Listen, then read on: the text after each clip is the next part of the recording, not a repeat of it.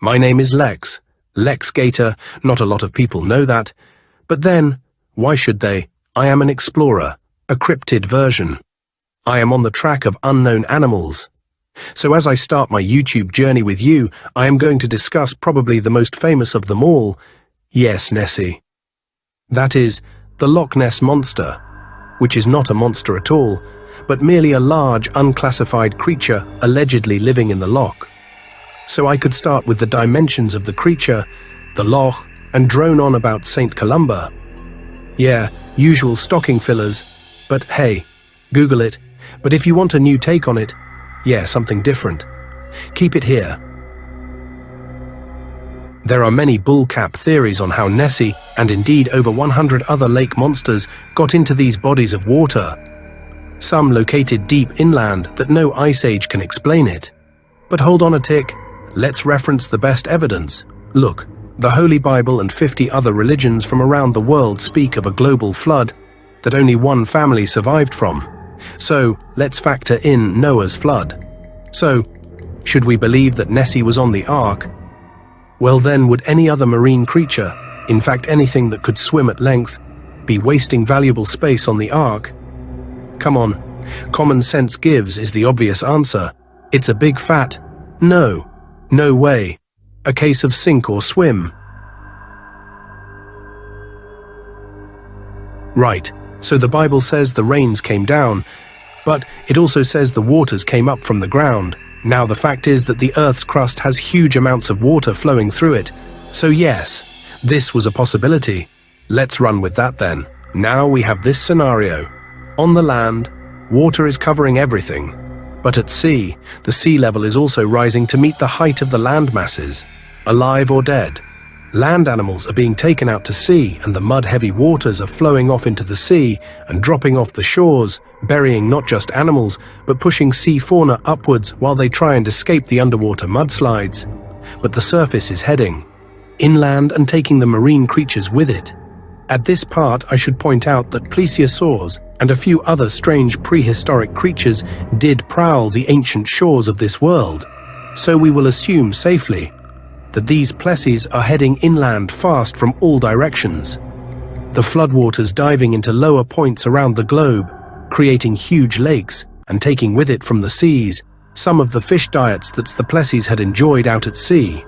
But remember, these were all saltwater creatures and are now getting trapped inland as they avoid the chaos at the surface and adopt a lower level of existence in the water.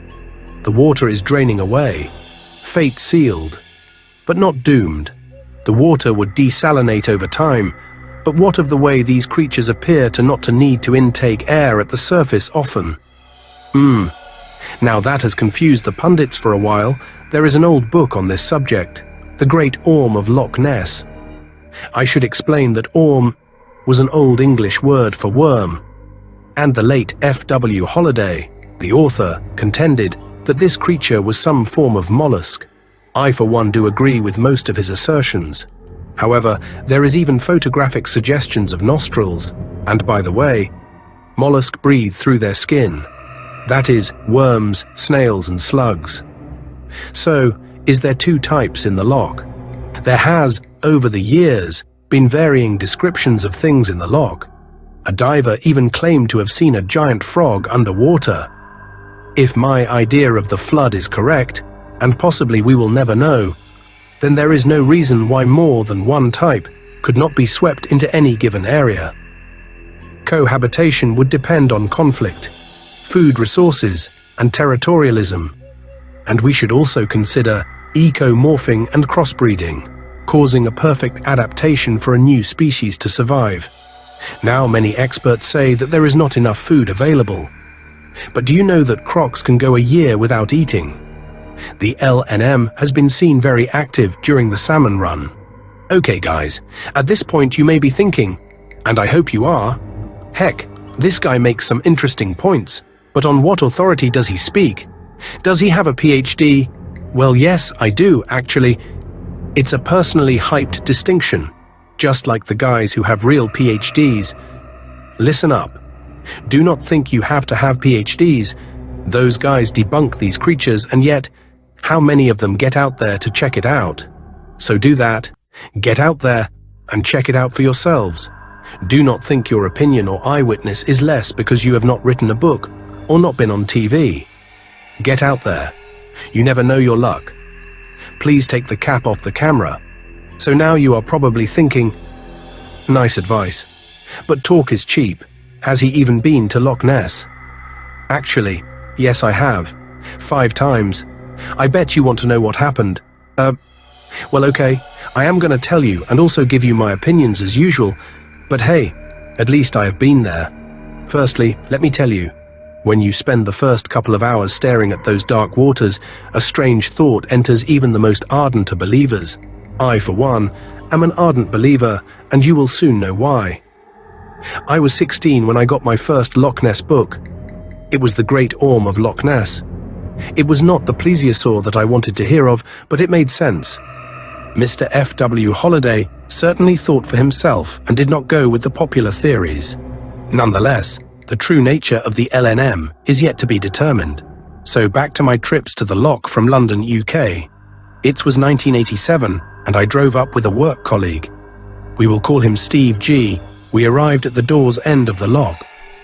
There were no sat-navs, so to be honest, we knew not where we were. That is, which end of the Loch we were at. Yeah, dumbass expedition. So as you reach the Loch, you can go right or left. We chose right correctly, so now we are opposite doors, and we come across a large concrete walled lay-by, which we pull into. I with a shoulder-held cam. Got out and G had a 1960s Super 8 Cine cam. Haha, told you. We were a bit underfunded and dumbass. Anyways, I kid you not, I had barely looked across at dories on the other side, and there just offshore sitting in the water is a dark hump with something sticking straight out at one end. I jumped up and down with excitement and started filming. I should say it's been on YouTube for a while. But yeah, the quality was lousy. That said, it was real. Now later that morning, we were cruising at an elevated position around the Loch, when G hurriedly pointed to the Loch. I was driving, so I glanced to my right, huge hump offshore. Even stranger was a man filming it. I looked in my rear mirror and there were other cars following. And believe me, still kick myself. Instead of stopping and pointing it out, I wimped out and tried to get a lay-by that never appeared. By then it was way out of sight. So this was August 8th, 1987, also visited in April 1989, a sort of spur-of-the-moment trip, as my brother had offered me the use of his hired new XJS Jaguar. So, what better than a jaunt to Inverness? Left 8 p.m. Friday, 2 hours sleep by the Loch, drove on to Plonkton on the west coast. This was all a solo trip. Then back for 11 p.m. Sat evening, completely uneventful regarding Nessie. But heck, 1367 miles in a new XJS. Wow. So I'm afraid I'm gonna have to back it up a bit. Forgot my crucial 1988 trip, again about to go to Inverness at 8 p.m. Friday, when my bro offers me the use of his hire Mercs 190E car. Heck yeah. Thanks. Off I went. This time, like 1987, I had the shoulder-held Panasonic cam with me. Yeah, a solo trip. So news reports were that Inverness was experiencing heavy rain for days. Heck yeah. The water was rushing under the bridge at River Ness. I mean like, just under, so I get to that lay-by opposite doors, look across, guess what? It's there again. I ain't kidding you. I looked at it and went, nah, can't be, not again, didn't even try filming it. Like I said at the early part of the vid, even though I had these experiences at Loch Ness, when you look at those dark waters, it leaves you wondering, can there really be anything big living in there? And yet you know what you saw. The place is strange. So the rest of the 88 trip yielded nothing. I also went there with my 2 rough collie dogs in the summer of 2006, who were females.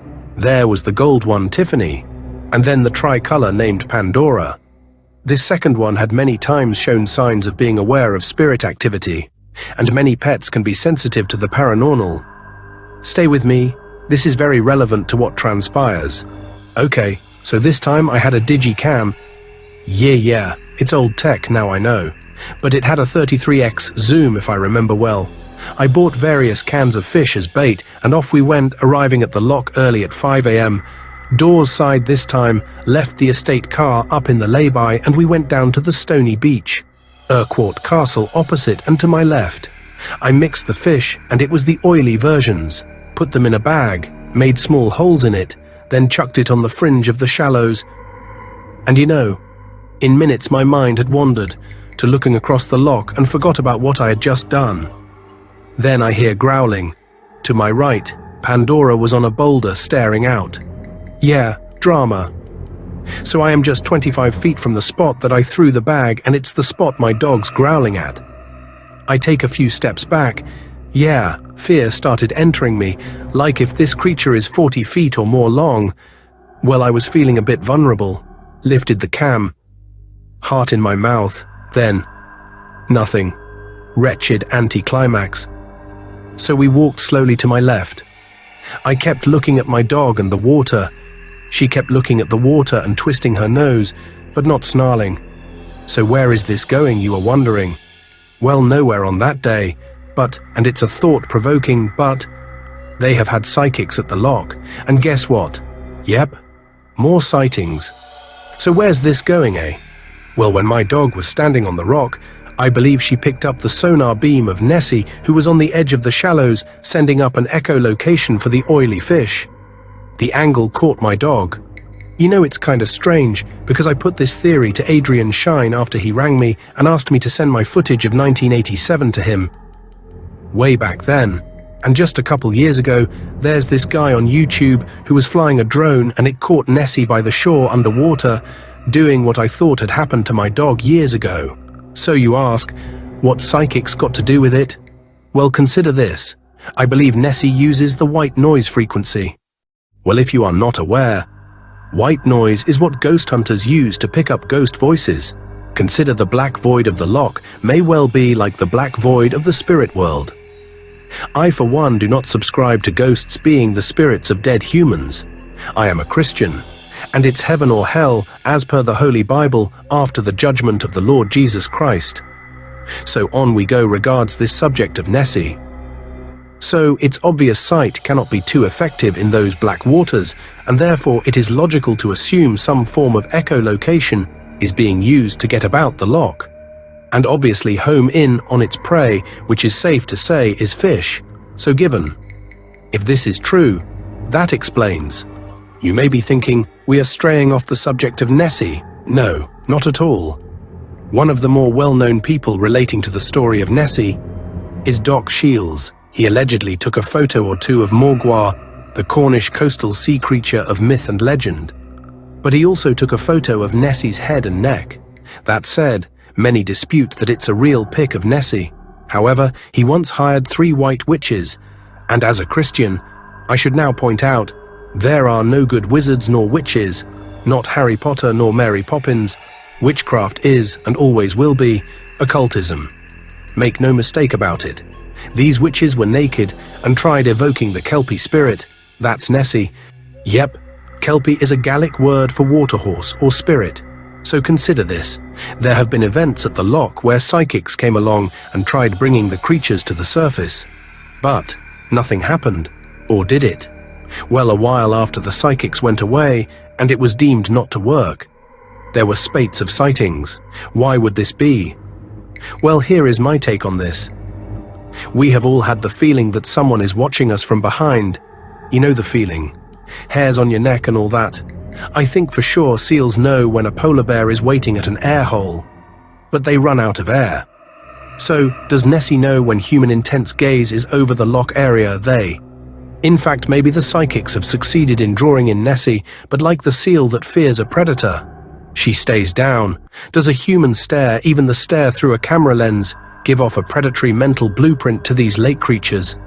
You know, many people have spent hours Nessie watching in the same spot. However, when they went away, passers have claimed to notice